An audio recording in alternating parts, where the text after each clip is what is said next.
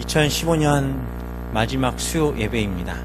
공식적으로 이제 새벽 예배가 있지만 이 예배, 수요 예배가 오늘 이 예배를 끝으로 2015년의 공 예배는 이제 송구영신 예배 직전까지 이제 마지막 예배입니다.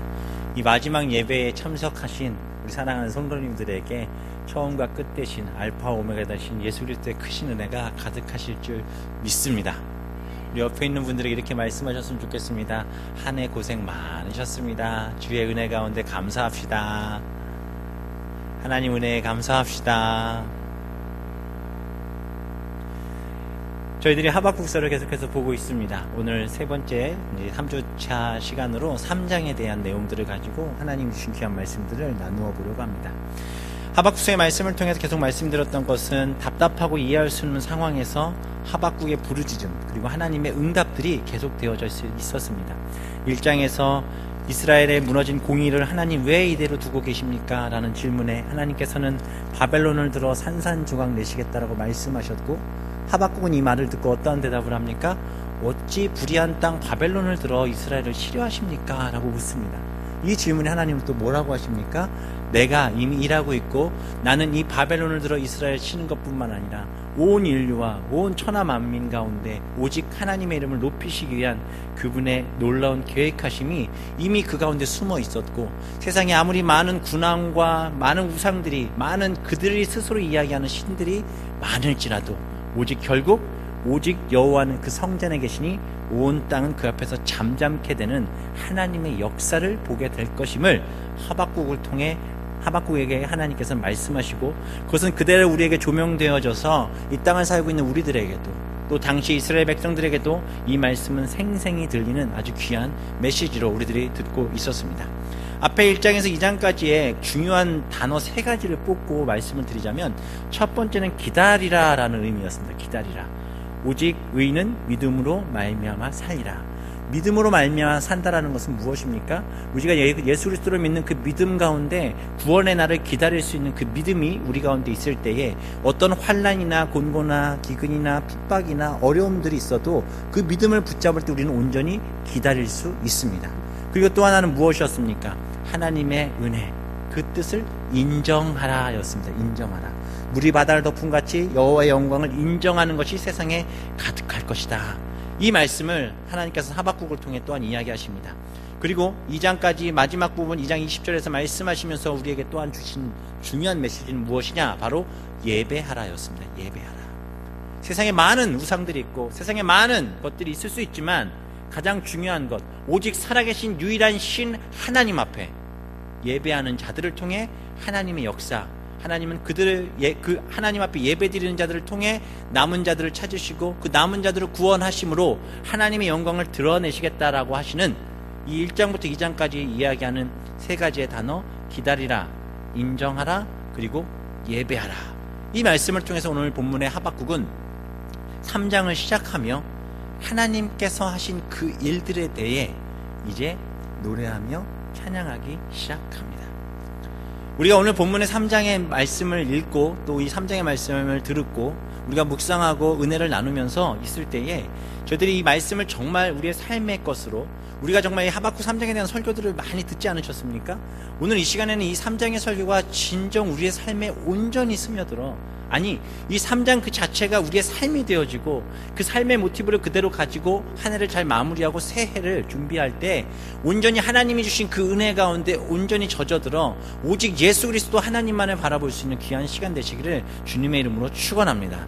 따라서 오늘 본문 제가 앞서서 얘기하는 기다리고 인정하고 예배할 준비가 되어 있는 자들에게 주시는 축복의 말씀이 바로 하박국 3장의 말씀입니다. 그래서 제가 부탁드리고 싶은 것은 오직 믿음으로 기다리시기를 주님의 이름으로 축원합니다. 그리고 오직 하나님께서 이 땅 가운데 모든 것들을 통치하시는 만군의 주제이심을 인정하시기를 주님의 이름으로 축원합니다. 또한 우리의 삶의 모든 것들을 온전히 예배함으로 하나님 앞에 오직 하나님만을 바라보시는 성도님들 되시기를 또한 주님의 이름으로 축원합니다. 이 3가지를 절대 놓치시면 안 됩니다. 오늘 말씀을 듣는 동안에 계속해서 기다리고 인정하고 예배하는 것, 이것을 통해 하나님께서 하박국 3장에서 어떠한 놀라운 은혜들을 허락하시는지를 우리가 듣고 은혜 나누는 귀한 시간 되시기를 바랍니다. 우리가 기다리고 인정하고 예배하고 있다라면 이제 그 응답 속에 하박국의 찬양을 통해 어찌 이런 아름다운 고백과 놀라움의 탄식을 노래할 수 있었는지를 우리들은 배울 수 있게 될 줄 믿습니다. 3장을 세 부분으로 나누자면 3장 1절과 2절 하박국의 기도로 나눌 수 있고, 또 3절부터 15절까지를 나눠서 심판자로 오시는 하나님을 찬양하고 있는 하박국의 내용을 볼 수 있습니다. 또한 우리가 오늘 읽었던 본문 3장 16절부터 19절까지의 말씀을 통해 하박국이 온전히 하나님을 찬양하는 그 모습으로 나누어집니다. 근데 오늘 본문 시작할 때 보면 시기온옷에 맞춘 선지자 하박국의 기도라라는 내용이 나오고 있습니다. 여기에 보면 시기온옷이라는 단어가 나오는데, 이 시기온옷이라는 단어는 그 시편 7편에서 쓰여진 시가온이라는 단어의 복수 형태로 쓰여집니다. 그래서 이 단어에 대한 어떤 특별한 의미에 대해서 많은 학자들이나 그 성경학자들이 많은 연구들을 했는데, 그 결과론적인 걸로 봤을 때 바벨론에서 나오는 어떤 세구라는 단어의 뜻을 차용해서 썼다라면 이것은 조금 슬픔의 어떤 만가, 슬픔의 노래, 애조가 담긴 노래이다라고 표현되어 줄 수 있고, 히브리의 언어 속에 나오는 샤가라는 언어를 통해서 이것을 볼 때는 이 시기온옷이라는 단어는 다양한 장르의 노래들을 섞어 놓은 듯한 그런 노래다라고 또 의미를 해석하곤 합니다. 그러나 분명한 것은 확실한 어떤 정의가 내려진, 그리고 이 단어의 뜻에 대해서 분명하게 해석해 놓은 곳은 아직 없습니다. 그리고 그것에 대해서 아직도 많은 학설들과 논문들을 통해서 이 시기온옷에 대한 분명한 의미가 무엇일까를 많이들 고민하고 또 찾고 있습니다. 저도 소선지서를 공부하고 또 연구하면서 또 오늘 말씀을 준비하면서 이 시기온옷에 대한 생각들을 다시 한번 해보게 됐습니다.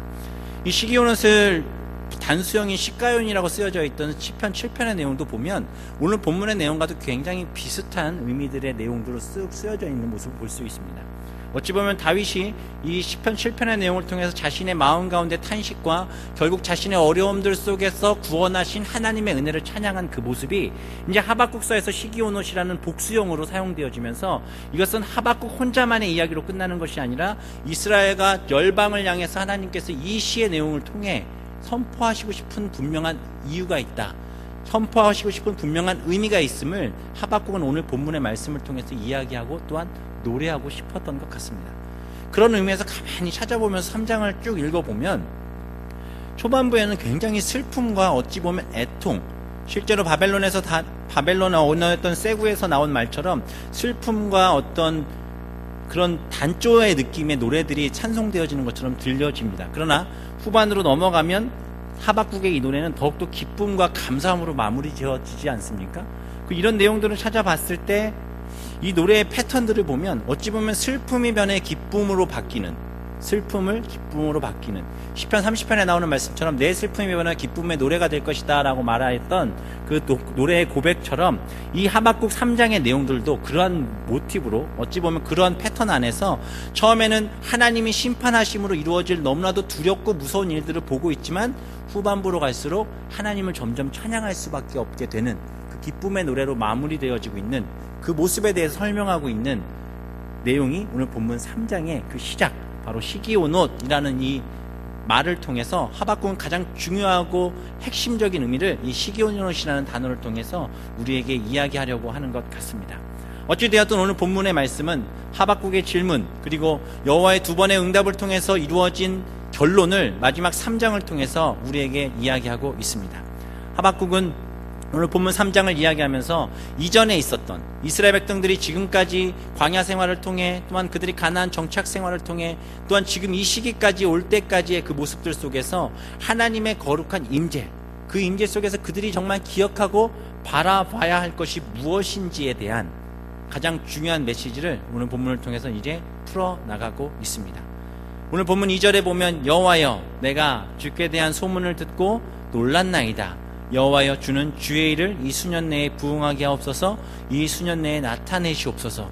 진노 중에라도 긍휼을 잊지 마옵소서라고 말씀을 하면서 우리들이 너무나도 잘 들었던, 또 한때 이 부응이라는 찬양을 통해서 이 고백이 굉장히 많이 선포되어졌던 것들을 저희들은 기억하고 있습니다.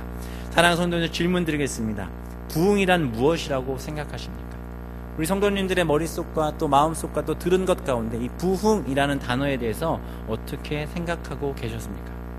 부흥이라 하면 우리는 일반적으로 어떤 양이 늘어나거나 어떤 큰 새로운 일들이 벌어진다라는 의미들로 사용되어지고 또 리바이벌이라는 단어로 사용되어지고도 합니다. 그런데 오늘 본문에서의 내용을 보면 이 부흥이라는 단어가 리뉴라는 단어로 사용되고 있습니다. 이 부흥이라는 단어의 히브리 원어의 뜻은 하예 후라는 뜻을 가지고 있는데 이 의미의 진정한 속을 들여다보면 어떤 내용이 담겨 있냐면 살다 또는 생명을 가지다 또 새로운 생명 가운데 살아있다라는 의미를 가지고 있습니다. 동일하게 이 하예우라는 단어가 쓰여진 성경의 말씀들을 보면 그 창세기 12장 13절에서 아브라함이 애굽에 내려가지 않습니까? 아브라함이 애굽에 내려갔을 때 아내 사라를 뭐라고 합니까? 누이라고 이야기하죠. 누이라고 이야기하면서 자신이 이야기를 할 때 어떤 얘기를 하냐면 내가 너를 누이라고 하는 이유는 뭐냐면 그렇게 해야 우리의 생명이 보존될 것이다 라는 의미의 말씀들이 쭉 설명되어지고 또 쓰여져 있습니다. 거기서 생명이 보존되다라는 의미가 바로 이 하예후라는 단어로 쓰여집니다. 또 다른 예를 보면 열왕기상 17장 22절에 나오는데 사르밧 과부가 있었죠. 근데 그 사르밧 과부의 아들이 어떻게 됩니까? 죽습니다. 죽게 되었을 때에 엘리야가 그것을 살리는 장면이 나옵니다. 거기서 보면 여호와께서 엘리야의 소리를 들으심으로 그 아이의 혼이 몸으로 돌아오고 살아난지라 라는 의미를 가질 때 이 하예후라는 단어를 또한 사용합니다.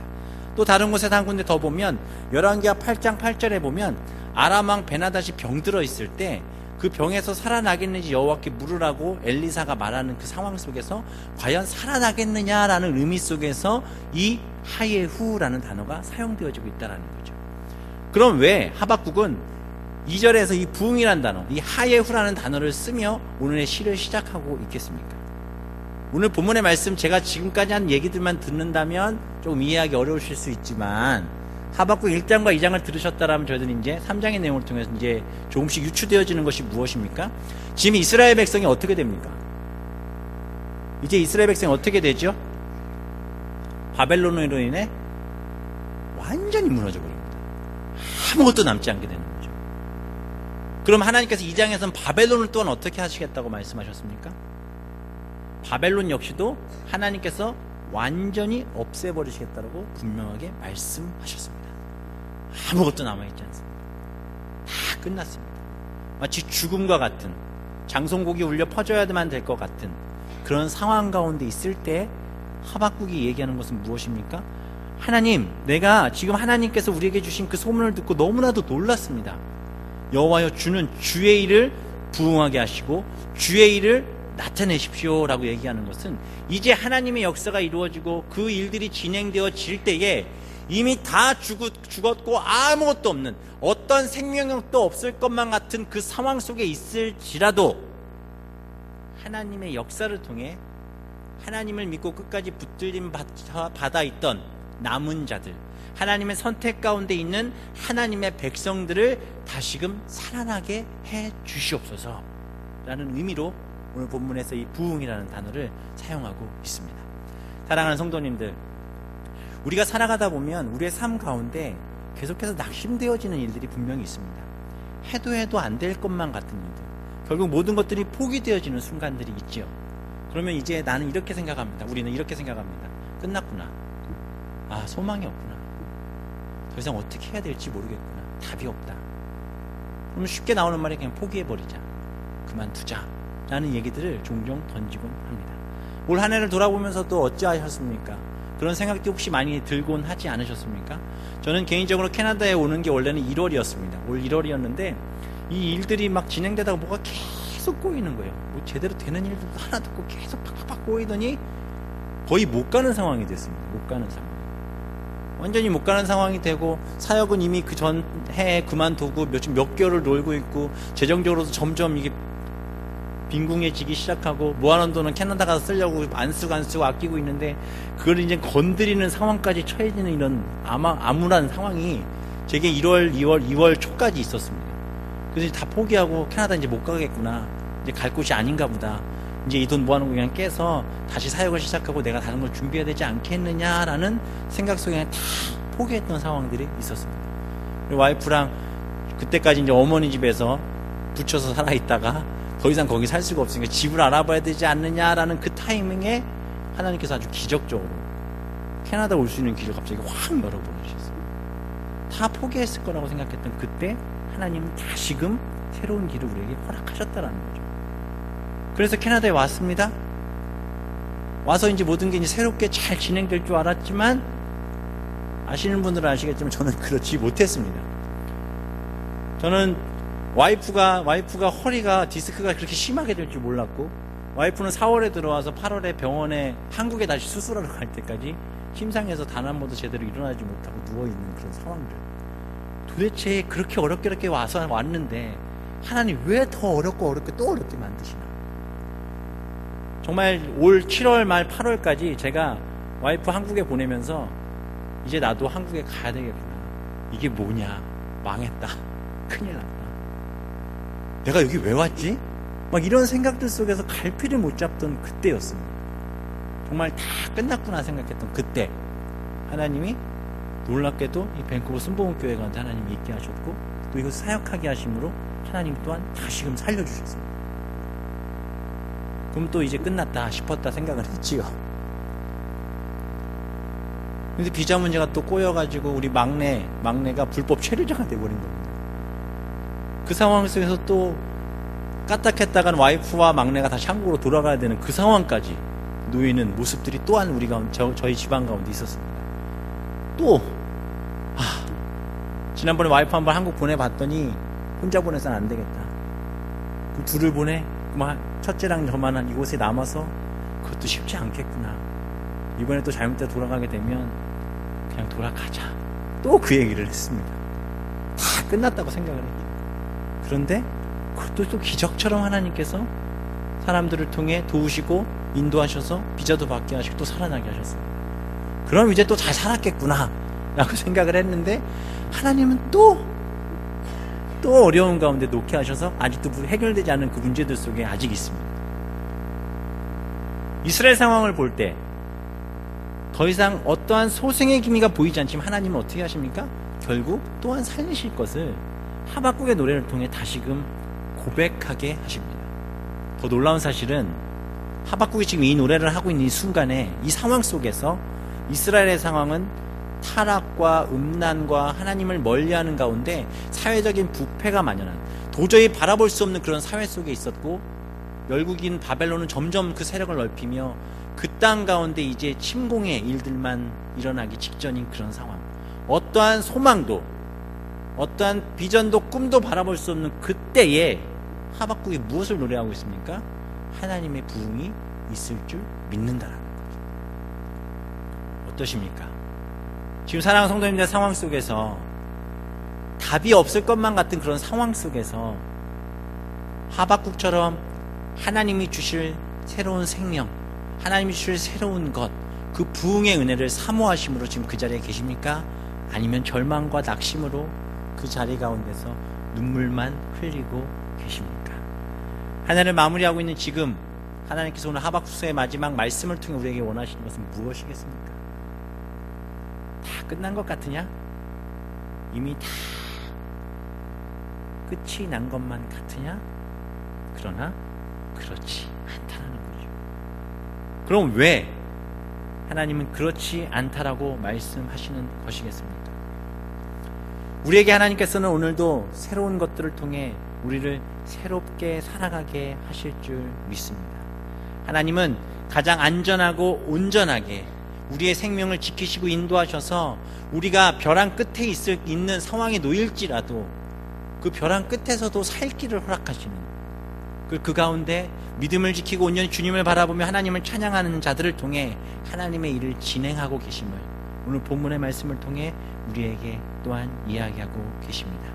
이제 그 하나님께서 하박국의 노래를 통해 응답하시고 일하심이 시작됩니다.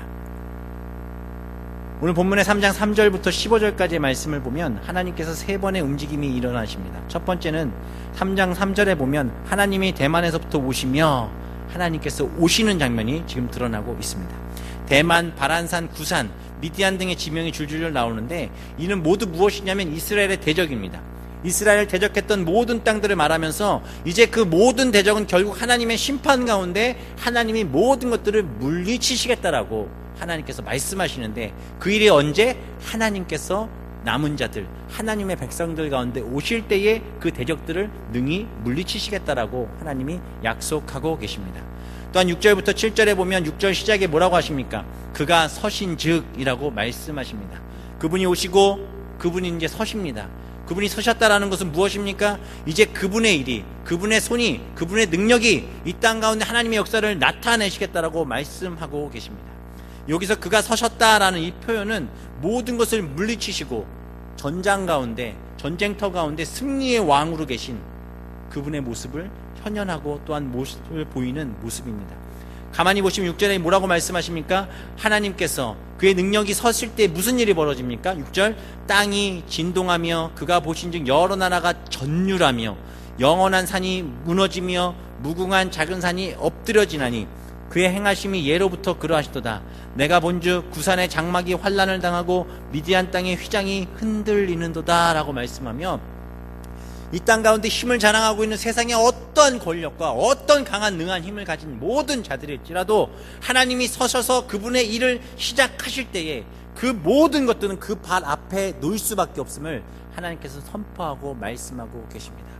2016년 우리를 무너뜨릴 수 있는 많은 일들이 있을 수 있습니다. 사랑하는 밴쿠버 순복음교회 가운데 사단의 영향 가운데 아주 어렵고 힘든 일들이 혹시 있을지 모릅니다. 그러나 우리가 한 마음으로 하나님 앞에 예배하고 기도하고 주님 앞에 붙들려 있을 때에 그분이 서 계신 이 교회 가운데 하나님의 놀라운 일들이 일어나며 사단의 모든 대적들은 다 물리쳐질 줄 믿습니다. 2016년은 그런 한 해가 될 줄 믿습니다. 2016년 표어가 뭡니까? 성령에 민감한 교회가 되자. 성령의 민감함으로 하나님을 온전히 붙들 때에 그분의 일하심을 볼 수 있게 될 줄 믿습니다. 우리의 것으로, 우리의 힘으로, 우리의 권력으로, 우리가 가진 어떠한 힘으로도 하나님의 능력을 대견할 수도 아니 비견되어질 수도 없음을 저희들은 기억하셔야 합니다. 오직 주님 발 아래 엎드림으로 주님 앞에 온전히 예배함으로 세워져 있을 때 하나님의 놀라운 역사가 이 교회 가운데, 또한 이 교회를 통해 사랑하는 성도님들의 가정 가운데 일어날 줄 믿습니다. 그러한 역사를 경험하는 우리 성도님들 되시기를 주님의 이름으로 축원합니다. 이제 그 하나님께서 그분의 일하심을 시작하십니다. 그 말씀이 바로 8절부터 15절까지의 말씀입니다. 8절에 보면 여호와여 주께서 말을 타시며 구원의 병거를 모시오니 강들을 분이 여기심이니까, 강들을 노여하심이니까, 바다를 향하여 성내심이니까, 주께서 활을 꺼내시고 화살을 바로 쏘셨나이다. 셀라. 주께서 강들로 땅을 쪼개셨나이다.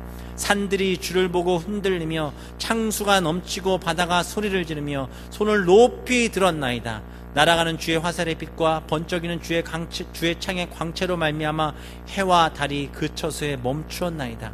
주께서 노를 바라사 땅을 두르셨으며 분을 내서 여러 나라를 밟으셨나이다. 주께서 주의 백성을 구원하시려고 기름 부음 받은 자를 구원하시려고 나오사 악인의 집에 머리를 치시며 그 기초를 바닥까지 드러내셨나이다. 14절 그들이 회오리 바람처럼 이르러 나를 흩으려 하며 가만히 가난한 자 삼키기를 즐거워하나 오직 주께서 그들의 전사의 머리를 그들의 창으로 찌르셨나이다. 주께서 말을 타시고 바다 곧 큰 물의 파도를 밟으셨나이다.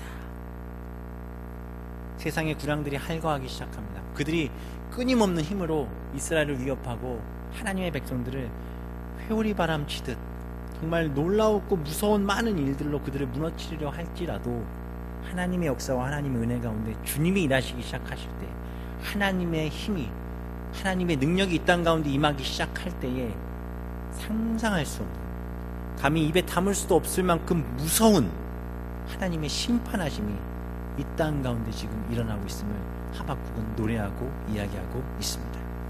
13절에 보면 주께서 주의 백성을 구원하시려고 기름 부음 받은 자를 구원하시려고 라는 말씀들이 나오고 있습니다. 하나님의 일하심에 하나님은 모든 원수를 철저히 파괴하시는데 이 악인들을 그렇게 철저히 파괴하시는 이유가 무엇이겠습니까? 그것은 그 악인들의 철저한 파괴를 통해 진정 하나님을 붙드는 자들을 세우시기 위하심이고 그들을 선별하셔서 그들을 통해 이 땅 가운데 하나님이 원하시는 그분의 계획하심이 무엇인지를 보이시고자 하시는 하나님의 큰 구원, 즉 구속사의 계획하심 속에 결국 예수 그리스도를 드러내게 하시는 그 일을 보이시기 위해 오늘 본문의 말씀을 통해 우리에게 약속하시고 또한 말씀하고 계십니다. 하나님의 놀랍고도 두려운 심판이 너무나도 생생하게 또 상세하게 묘사되고 있는 이 순간, 하박국은 이 이야기들을 자신의 입술로 노래하며 그 이야기들을 선포하며 그의 마음 가운데 얼마나 큰 두려움과 떨림이 있었겠습니까? 생각해 보십시오. 상상도 할 수 없었던, 정말 어찌 입으로 담을 수도 없을 만큼의 무섭고 두려운 일들이 일어나서 지금 이스라엘 가운데 일어난 일뿐만 아니라 지금 상상할 수도 없는 정말 큰 대국인 바벨론, 그 바벨론을 결국 하나님께서 이렇게 멸하셔서 하나님의 공의를 이 땅 가운데 선포하시겠다라고 말씀하시는 이 일을 친히 하나님의 말씀과 음성을 듣고 대언하고 있는 하박국이 이것을 자신의 입술을 통해 하나님이 역사하셔서 말씀하게 하실 때에 그의 마음에 얼마나 큰 두려움과 또한 하나님을 경외하는 마음이 있었겠습니까? 그 말은 바로 16절의 말씀을 통해 하박국의 마음이 얼마나 두렵고 떨렸었는지를 나타내고 있습니다. 16절 말씀 다 같이 읽겠습니다. 16절 시작. 내가 들었으므로 내 창자가 흔들렸고 그 목소리로 말미암아 내 입술이 떨렸도다. 무리가 우리를 치러 올라오는 환난 날을 내가 기다림으로 썩이는 것이 내 뼈에 들어왔으며 내 몸은 내 처소에서 떨리는 도다. 다시 하박국 1장부터 말씀을 잘 기억해 보십시오. 지금 이 상황들을 머릿속에 잘 그려보셔야 합니다. 그래야 하박국의 마음이 느껴지십니다. 이스라엘의 불의 속에 답답했던 하박국, 하나님께서 그 이스라엘을 열국인 바벨론, 그 당시 최고의 대국인 바벨론, 그 힘이 아직 최고조에 이르지도 않은 그 바벨론을 통해 산산조각 내시겠다고 말씀하십니다. 쉽게 말씀드리면 지금 그 미국이 저희 작은 대한민국을 완전히 밀어버리겠다라는 거예요. 그럼 그 대한민국 안에 있는 제가 그 미국이 쳐들어와서, 미국뿐만 아니라 주변에 있는 모든 나라들이 우리 한국을 공격한다라고 여겼을 때에 그 두려움이 얼마나 크겠습니까? 그런데 하나님의 응답은 뭡니까? 그것을 두려워할 것이 아니라 그보다 더 큰 엄청난 일, 즉 하나님의 역사를 통해 그 모든 것들을 진멸해버리시고 남은 자들을 남기셔서 하나님의 역사를 보게 하시겠다는 거죠. 지금 이 인간으로서 도저히 감당할 수도 없을 만큼의 큰 이 역사적인 일들에 대해서 들은 하박국의 떨림, 이 말씀에 대해서 쉬운 성경에 나온 이야기들을 제가 보면서 우리 성도님들 이것을 꼭 읽어드려야 되겠다고 생각을 했습니다. 쉬운 성경에서 이 말씀을 어떻게 이야기하고 있느냐, 가만히 한번 들어보십시오. 지금 가만히 한번 생각해 보십시오. 그 바벨론 대국, 상상할 수 없을 만큼 큰 나라, 그 땅을 치시겠다고 하신 하나님, 그것을 들은 하박국. 쉬운 성경입니다. 이 모든 것을 들으니 내 몸이 떨립니다. 그 소리를 들으니 내 입술이 떨립니다. 내 뼈에 힘이 빠지고 다리가 후들거립니다. 그러나 나는 우리를 치러 오는 백성에게 닥칠 재앙의 날을 참고 기다리겠습니다. 하박국의 상황이 지금 나아지고 있는 것이 아닙니다. 기억하십시오. 하박국은 지금 그 환난과 고통의 날을 자신이 몸소 감당해야 합니다. 두려움이 다가오고 있습니다. 상상할 수 없는 고통들이 지금 다가오고 있습니다. 우리의 삶에 이런 어려움들, 상상할 수 없는 이런 고통들이 다가오고 있을 때 우리는 무엇을 붙잡으려 하겠습니까? 어제 밴쿠버 지역에 지진 났다고 하더라고요. 혹시 느끼셨습니까? 저는 잘 느낌을 많이 느끼지 못했는데 청년들이 이야기하는 카톡방이랑 막 얘기들 듣고 막 주변에 있는 얘기 들으니까 막 깜짝 놀랐다, 막 도망갔어야 했다, 막 죽는 줄 알았다, 뭐 잠자다가 집 방으로 들어가서 엄마 부르면서 찾아오는 애들 있지 않나. 아무 일도 없었는데 그냥 지진 구구궁 한 번 난 것 뿐인데 그보다 더 큰 두려움과 같은 일들이 우리 가운데 일어나게 될 때에 우리는 하박국처럼 이렇게 고백하지 않겠습니까? 이 모든 것을 들으니 하나님, 지금 내 안에 일어나는 일들, 내 앞에 닥칠 일들을 생각하니 내 몸이 떨립니다. 그 소리를 들으니 내 입술이 너무나도 떨립니다. 내 뼈에 힘이 빠지고요, 다리가 후들거리기 시작합니다. 이러한 삶의 두려움과 아픔, 이러한 고통들이 우리 가운데 닥쳐오기 시작했을 때 우리는 어떻게 해야 하겠습니까? 그 대답에 대해서 이야기하고 있는 하박국, 그 고백이 바로 우리가 너무나도 잘 아는 말씀이지 않습니까? 이런 상황임에도 불구하고 하박국이 뭐라고 합니까? 17절부터 함께 다시 보겠습니다. 17절입니다.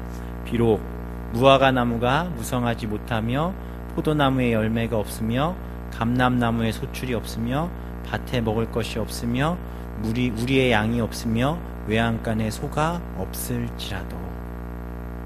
이것은 무슨 얘기냐면, 무화과 나무가 무성하지 못하다. 당시에 무화과 나무를 통해서 좀 자주 쓰는 것은 아니지만 당분이나 이런 것들을 좀 많이 추출해냈다라고 합니다. 그리고 포도나무는 이스라엘 백성들이 굉장히 좋아하는 것이고, 감람나무도 마찬가지고요. 또 소출이 없으면 밭은 무엇입니까? 그들이 먹고 사는 모든 양식에게 굉장히 중요한 것입니다. 우리의 양이나 외양간 소도 그들이 살기에 굉장히 중요한 그런 것들입니다. 가장 소홀한 것부터 가장 중요한 것까지 모든 것, 쉽게 말씀드리면 아무것도 가진 것이 없는 상황이 된다라는 거죠. 이렇게 되어진다라는 거예요. 바벨론이 쳐들어와서 이스라엘을 치기 시작하면 이런 일들이 벌어져서 내 눈앞에 이런 일들이 친히 보여져서 더 이상 아무런 소망도 희망도 없을 것만 같은 일들이 분명 벌어진다라는 겁니다. 그 상황 가운데 놓인 하박국이 18절에서 뭐라고 합니까? 그래도 나는 여호와로 말미암아 즐거워하며 나의 구원의 하나님으로 말미암아 기뻐하겠다라고 고백하고 있습니다.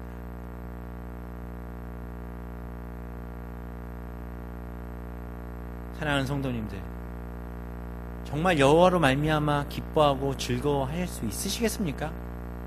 지금 이 하박국의 상황 속에 우리가 있다 하면, 어찌 보면 그의 상황 속에서 정말 이렇게 기뻐하고 즐거워한 구원의 날을 보지 못하고 죽을 수도 있습니다. 그럼 하박국은 지금 왜 이런 고백을 하고 있을까요? 바벨론이 아직 이스라엘을 쳐들어오지도 않았어요. 그 일이 벌어질 것을 얘기하셨어요, 하나님께서. 그들이 쳐들어왔을 때 자신이 살아있을지 죽을지도 모르는 상황입니다. 도대체 하박국은 무엇을 보고 이런 고백을 하고 있습니까? 그 두 다리가 떨리고 손이 불들불 떨리고 입술이 떨린다라고 했던 하박국이 19절에서는 뭐라고 고백합니까? 주 여호와는 나의 힘이시라. 부들부들 떨리던 다리가 어떻게 됩니까? 나의 발을 사슴과 같게 하사 나를 나의 높은 곳으로 다니게 하신다라는 거예요. 어떻게 이런 고백을 할 수 있겠습니까? 제 자신을 돌아봐도 지금 제 상황 속에서 나아진 것은 별로 없습니다. 해결되어진 것도 그렇게 많지 않습니다. 성도님들은 어떠십니까? 2015년 생각하고 꿈꿨던 것만큼 다 모든 일들이 잘 되셨습니까? 만족하십니까? 지나고 났으니까 아유 감사하죠. 이 정도도 감사하죠라고 말씀하시지만 한편에는 어떤 마음이 있으십니까? 그래도 그것 좀 잘 됐었으면, 우리 자식이 이것 좀 잘 했었으면, 우리 가정에 이런 것들이 좀 더 잘 됐었으면, 이왕이면 이런 일 좀 안 일어났었으면 더 좋았을 텐데. 그럼 2016년을 바라보시면서 우리 성도님들은 어떤 생각들을 하고 계십니까? 어떤 꿈과 어떠한 생각들을 하고 계십니까? 복받기 원하십니까? 사업이 잘 되기 원하십니까? 건강하시기 원하십니까? 자식들이 잘 되길 원하십니까? 물론 그런 일들도 필요합니다. 그러나 오늘 본문에서 하박국은 그것보다 중요한 본질적인 이야기들을 우리에게 던져주고 있다는 것입니다. 그리고 그것을 붙잡을 때 내 상황과 환경과 여건은 아무것도 달라지고 나아진 것은 없을지라도 두려움에 떨리던 그의 삶의 모습이 기쁨으로 바뀌어질 수 있다는 거죠. 저는 아직 돈을 많이 못 벌어와서 잘 모르겠습니다. 어떠십니까? 돈을 많이 벌면 행복해집니까? 저는 어떤 큰 질병 가운데서 그 질병이 나아져서 어떤 그런 행복을 직접적으로 느껴본 것은 없습니다. 그런 질병 가운데 해방되셔서 정말 회복되신 분들 어떠십니까? 그 질병 가운데 있을 때 정말 이것만 나오면 다 좋아질 것 같다고 여기셨는데 해결되었을 때 정말 그렇게 살고 계십니까? 우리 자식들 장가만이라도 가면, 시집장가라도 빨리 보내버리면 정말 소원이 없겠다 하셨는데 시집장가 보내고 났더니 소원이 사라지셨습니까? 아무런 고민이 없으십니까? 돈 많이 버니까 아무런 염려가 없으십니까? 연봉이 높아지고 받는 거 들어오는 거 많아지니까 아무런 걱정이 없으십니까? 아이들이 공부를 잘해서 좋은 대학에 가니까 걱정이 없으십니까? 기억하셔야 합니다. 아무리 내 삶의 상황과 환경이 다 나아진다고 해도 그 본질의 가장 중요한 것을 놓치고 있다면 우린 결코 우리 마음과 삶 가운데 평안은 있을 수 없습니다. 그럼 우리는 무엇을 바라봐야 하겠습니까? 하박국의 이 믿음의 고백은 어디에서 무엇을 봤길래 이런 고백들이 나올 수 있는 것입니까? 하박국의 이 고백을 들으실 때 하나님은 정말 많이 감동하셨을 것 같습니다. 아니 어떻게 이런 고백을 할 수 있느냐라고 하나님이 하박국에게 이야기하지 않으셨을까라는 생각도 하게 됩니다. 저는 이 말씀을 준비하면서 제 자신에게 계속해서 이야기했습니다. 이 말씀이 정말 진웅아 너의 고백이 돼서 이 말씀을 좀 전해라. 이 하박국 3장에 대한 설교를 제가 몇 번을 해봤겠습니까? 좀 많이 해봤습니다. 그런데 이 말씀을 묵상하고 준비하면서 지금 네가 이 고백을 할 수 있느냐? 이것 하나를 붙잡고 정말 너무너무 마음이 아프고 고민하고 또 고민하고 부딪혔습니다. 오늘 설교를 준비하면서도 계속 이것이 머릿속에서 정말 네가 이것을 고백할 수 있느냐라는 질문 속에 답이 나오질 않았습니다. 목사입니다. 잘난 것 없는 목사. 말씀을 대언하려면 최소한 저는 이것에 대해서 믿음의 확신을 가지고 선포하고 고백해야 된다고 저는 믿기에 그것을 가지고 정말 몸부림을 치며 이 말씀을 보고 또 보았습니다. 왜 이리 오늘따라 이 말씀 넘기기가 쉽지가 않은지, 왜 이리도 이 말씀을 내가 내 것으로 받아들여 하나님 앞에 이 말씀을 고백함으로 주의 은혜를 사모함으로 내가 이 자리에 있음을 고백하는 것이 왜 이리도 어려운지에 대해 끊임없이 질문했습니다. 우리의 힘의 원천, 우리가 그렇게 살아갈 수 있는 이유, 그건 어디에서부터 올 수 있는 것이겠습니까? 아모스 4장 13절에 이런 말씀이 있습니다. 보라, 산들을 지으며 바람을 창조하며 자기 뜻을 사람에게 보이며 아침을 어둡게 하며 땅의 높은 데를 밟는 이는 그의 이름이 만군의 하나님 여호와시니라 라고 말씀하시며 모든 만군과 역사 가운데 주관하신 하나님의 이름을 다시금 이야기하고 계십니다. 제가 이 말씀을 왜 드리는지 아십니까? 하나님 살아계심을 믿으십니까? 예수 그리스도께서 2000년 전 이 땅에 오셔서 우리를 구원하심을 믿으십니까? 그분이 다시 오심을 믿으십니까? 그럼 삶 속에서 그렇게 녹여내고 계십니까? 하박국의 이 고백, 숙제입니다. 우리가 해야 합니다. 정말 믿음으로 감사함으로 이 고백 우리가 해야 합니다. 어찌하여 언제까지 하나님 이렇게 하겠습니까? 라고 물었던 하박국. 심판의 날이 닥치고 갈대아인들 안에 손에 나라가 넘어갈 상황입니다. 그러나 하박국은 구원의 하나님으로 말미암아 기뻐하고 있습니다. 갈대아인에 대해 심판하고 하박국이 죽은 뒤 한참 뒤에 그 일들이 성취될 일임에도 불구하고 하박국은 자신의 상황이 나아진 것이 아무것도 없지만 그는 기뻐한다라고 말하고 있습니다. 우리는 무엇 때문에 하박국이 이렇게 얘기하고 있다고 생각하십니까? 말씀을 맺겠습니다.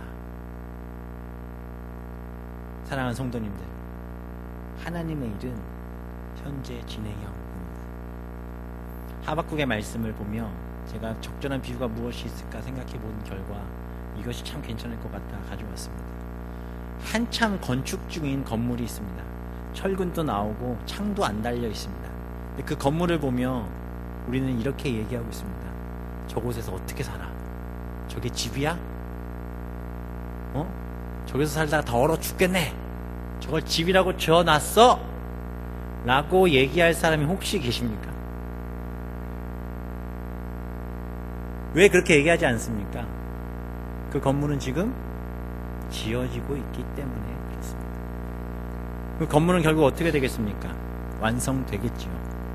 아름답고 좋은 건물로 완성되어지겠지요. 우리는 그 완성되어진 집을 기다리고 있습니다. 우리의 삶의 상황들 속에서 아직 완성되어지지 않은 그 집을 바라보며 불평하고 불만하고 있는 우리의 어리석음이 하나님을 더 바라보지 못하게 하고 있지는 않은지 기억하셔야 합니다. 하나님은 오늘 이 시간에도 일하고 계십니다. 그분은 천하 만국을 들어 사용하셔서 지극히 보잘것없는 60억, 한 70억 중에 한 명인 나를 위해 오늘 이 시간에도 일하고 계십니다. 그리고 그분의 일하심은 예수 그리스도를 통해 완성하셨고 또 그분의 다시 오심을 기다리게 하심으로 완전한 구원을 이 땅 가운데 이루고 계셨음을 저희들은 기억하셔야 할 줄 믿습니다. 세상의 것, 나의 삶의 문제 물론 많이 일어나겠죠. 그러나 우리가 하박국서를 마무리하며 우리 마음 가운데 반드시 기억하셔야 될 것, 하나님은 일하고 계시고 그 일하심은 다른 누군가를 위해서가 아닌 나를 위해 일하고 계심을 우리들은 기억하셔야 할 줄 믿습니다.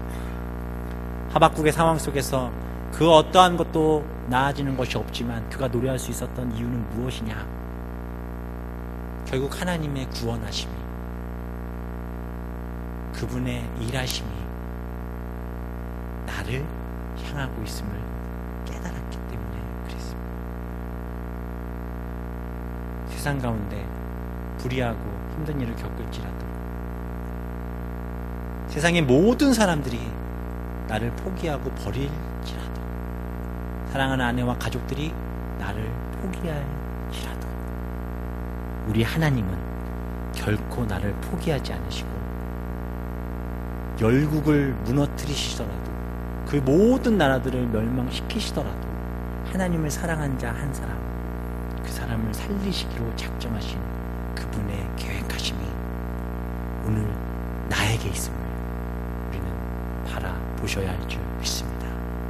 이것이 은혜입니다. 이것을 바라보신다면 이겨낼 수 있습니다. 2015년 마무리되는 즈음 2016년을 바라보시며 하나님 내게도 하박국과 같은 믿음으로 승리하게 해달라고 기도하시는 성도님들 되시기를 주님의 이름으로 축원합니다.